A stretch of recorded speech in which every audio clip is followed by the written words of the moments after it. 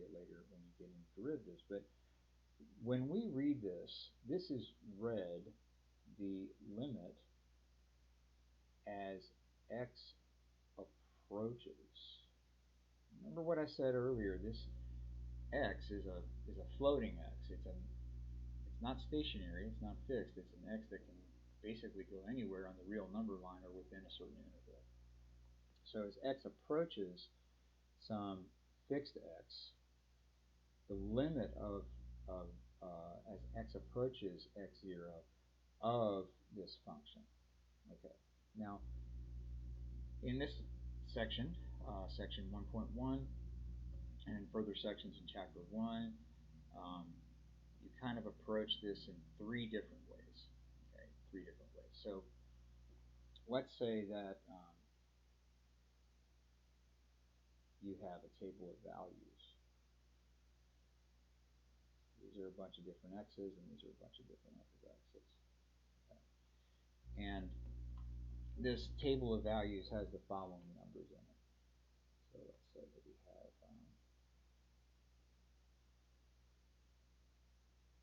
hopefully you don't mind the pink color. In fact, let me go back to blue. It might look a little bit better. All right, so let's say that here x is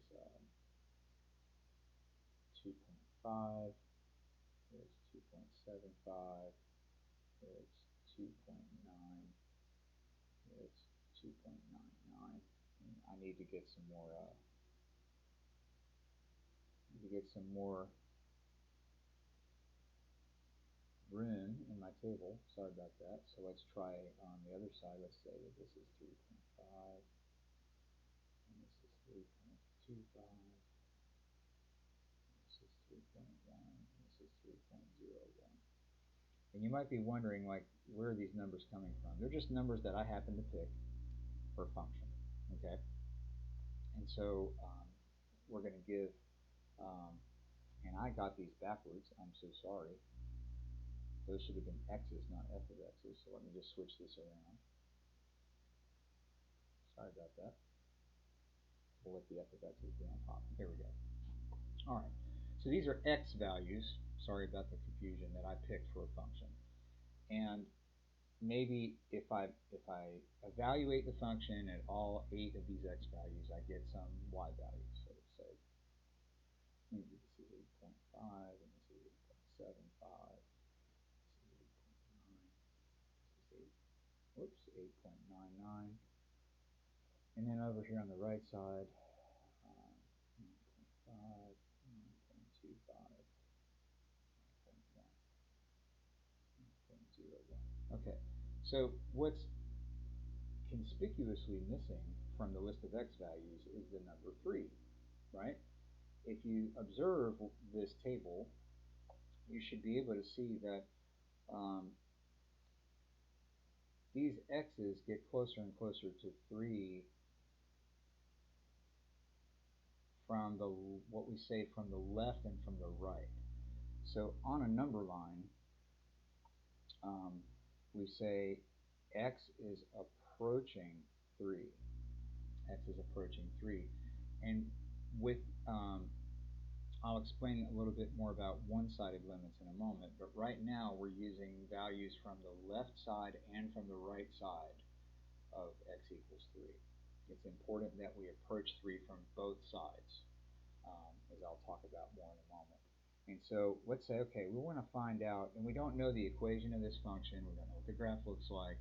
It's certain we could kind of guess that this is sort of the function f of x equals x plus 6, maybe. But we don't know that for sure. So based on observing values in the table, say, okay, what is the limit of this function as x gets closer and closer to 3? Now, it's important, super important, okay? Antennas up, write this down. In the limiting process, x does not equal 3. When we write this, okay, in this statement, x does not equal 3. Very important. It can get as close to 3 as it wants to without actually being 3. So Maybe in another table we could have 2.99999 on one side of 3, and we could have 3.00001, but we cannot let x equal 3 in the limiting process. Now, in the function, x can certainly have 3 in its domain and can have a y value. We'll talk more about that in future sections. But from this table, it appears that the y values are getting closer to 9. So the y values when x is less than 3 but getting close to 3 approach 9, and the y values when x is greater than 3 but approaching 3 from the right hand side, also it appears as if the limit of this function is 9. So what we're looking at is we're looking at the progression of x's getting close to 3 from the left and from the right, and we want to observe, okay, what happens to the function values on either end of those directions of x. Okay, so I said a lot just to say, kind of look at where the 3 would be in the table, and then kind of guess based on your values on the left and on the right. What number do you think would be there if there was a number? Okay, x is approaching 3. The function is approaching 9. We don't know if the function ever takes on 9 as its y value or not. But what we do think is that as x gets close to 3, that y gets close to 9. As x gets close to 3 from left and right, y gets close to 9, maybe from the top and bottom. Okay. So that's basically an introduction of finding a limits from a table. Finding limits from the table. Okay. So what would this look like in a graphical format? Okay, so let's get rid of this, and we'll open up a Desmos calculator.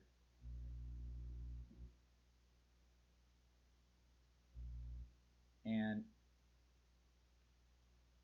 I'm going to put in the graph of a function that is maybe something you'll remember from a prior math class. Okay, and I'm going to hide that equation. Okay, I'm going to hide that equation. And we'll make everything big and bold here. All right, so what we want to do from this graph is we want to say, okay, what is the, get to a different color here. What is the limit of this function? What is the limit as x approaches 3 of this function that we see the graph of, right? We see the graph of it. Okay, so we want to see, okay, what's going on, and I can zoom in a little bit, maybe. Okay, so x equals 3 is right here, so we're going to look on the left side and the right side of x equals 3, and if we follow the graph up, it looks like there's the number 9 right there, right? So as x is approaching 3 from the left, the function values are getting closer and closer to 9.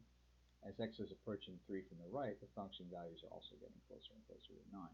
So this point right here that I'm circling, and I didn't color in the point, I just kind of put an open circle right there, is 9. This is a graphical way of evaluating a limit.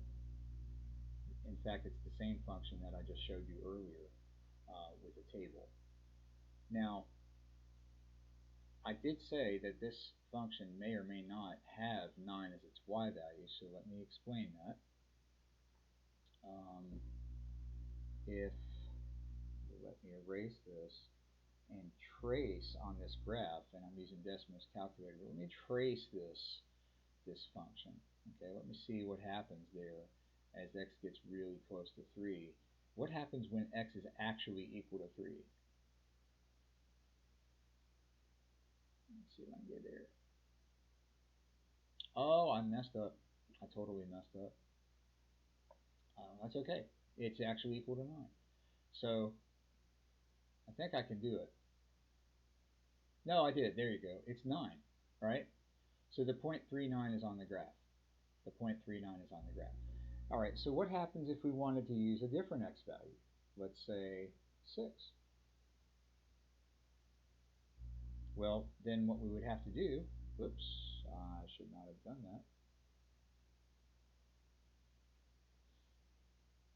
Sorry, you guys. Got to click a lot of buttons in the right order here to make this work. Okay, so around x equals 6, okay, what happens to the y value? So let's go up here at x equals 6 and see what's going on. And you can see that there's a 6 down here at the bottom of my screen, right?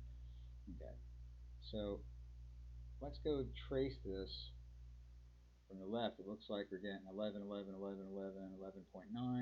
You can pretty much guess it at 12, right? How about values um, bigger than that? So let's do this. 13, 12, 12. All right, it looks definitely like 12, right? The y values are definitely getting close to 12. And this would be correct for the limit, okay? But if I said, okay, evaluate the function f at x equals 6.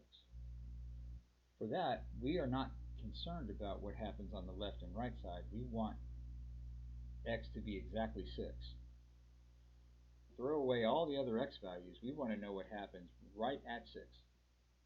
So I'm going to try to put my dot right on x equals 6. Whoops, if it will let me.